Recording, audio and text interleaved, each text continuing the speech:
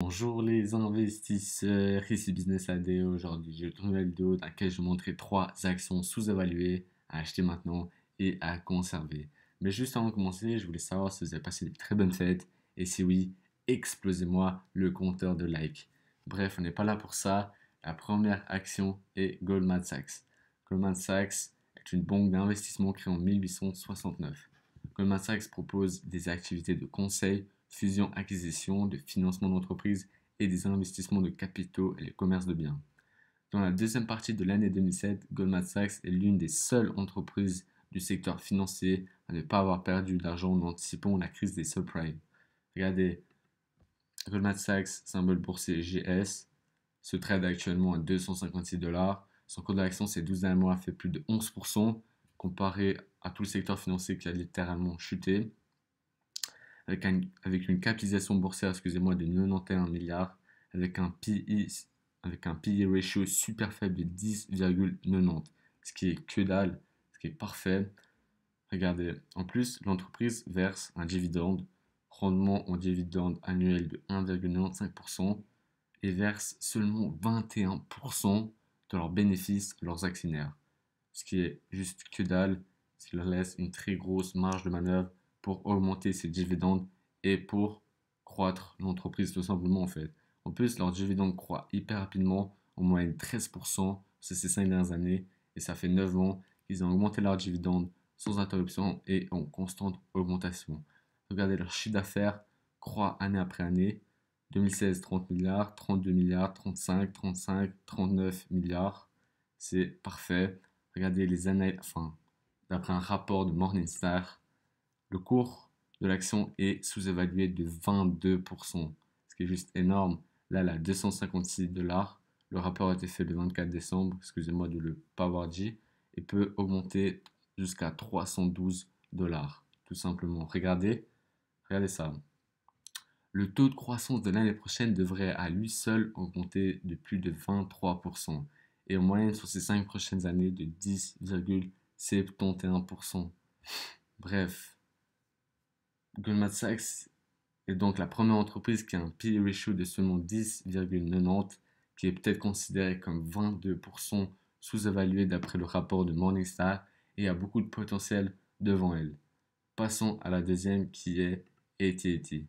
AT&T est le plus gros fournisseur de services téléphoniques locaux et longue distance des États-Unis et le deuxième opérateur de services mobiles. Excusez-moi. L'entreprise a été inventée, oui, ça se dit, en 1983.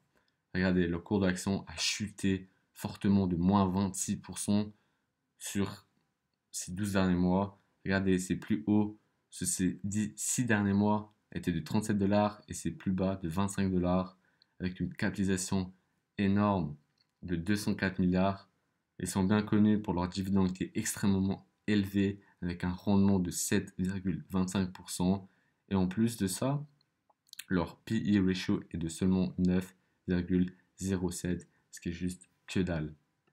Regardez, un dividende qui est extrêmement élevé, 7,25.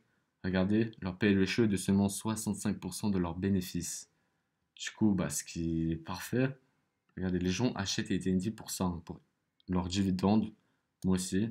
Regardez, ça fait 36 années qu'ils ont augmenté leurs dividendes sans augmentation, enfin sans interruption et en constante augmentation. Ça tient en plus à leur priorité de garder ce dividende. Tout simplement, regardez ça. Le PDG John Stankey a déclaré à la conférence virtuelle UBS Global TNT ce matin que la plateforme de streaming Warner Media avait enregistré une augmentation de 48% des activations d'abonnés au cours de ces 6 dernières semaines. Les activations de HBO Max ayant grimpé à 12,6 millions contre 8,6 millions à la fin du trimestre. Il a également déclaré que l'engagement avait augmenté de 36% au cours du mois dernier.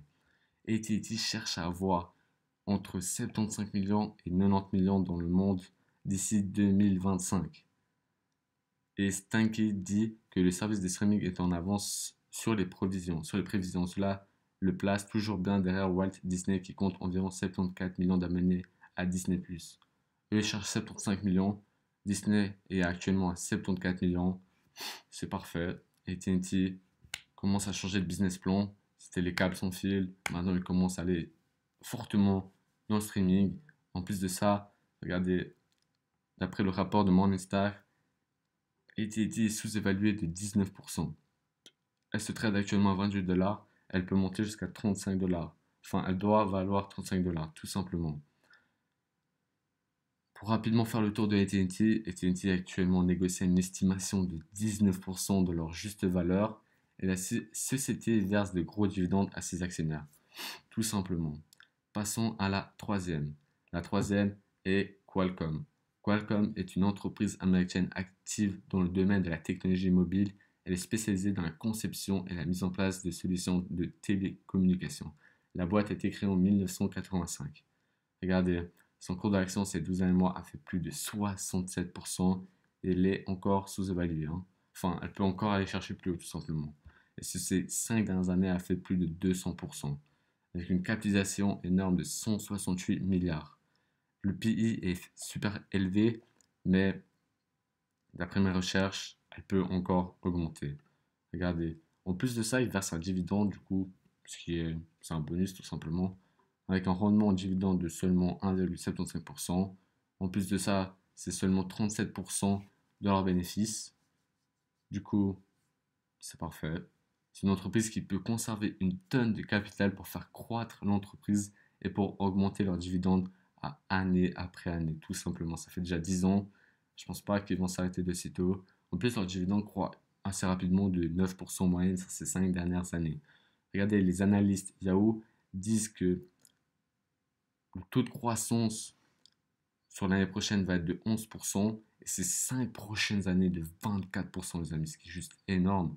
Regardez, l'action se trade actuellement à 148 $. Ils disent sur ces 12 prochains mois, elle peut aller jusqu'à 164 $.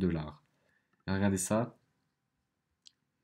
Dans un sens commercial, les investisseurs peuvent avoir du mal à trouver une action mieux positionnée que Qualcomm, en raison de l'introduction attendue d'appareils compatibles 5G par Apple.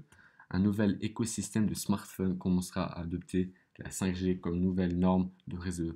De plus, le rival d'Apple dans cet espace, Samsung, lancera probablement une nouvelle gamme de téléphones 5G. Une bonne nouvelle pour Qualcomm est que tous les nouveaux téléphones nécessiteront le GPS 5G de Qualcomm.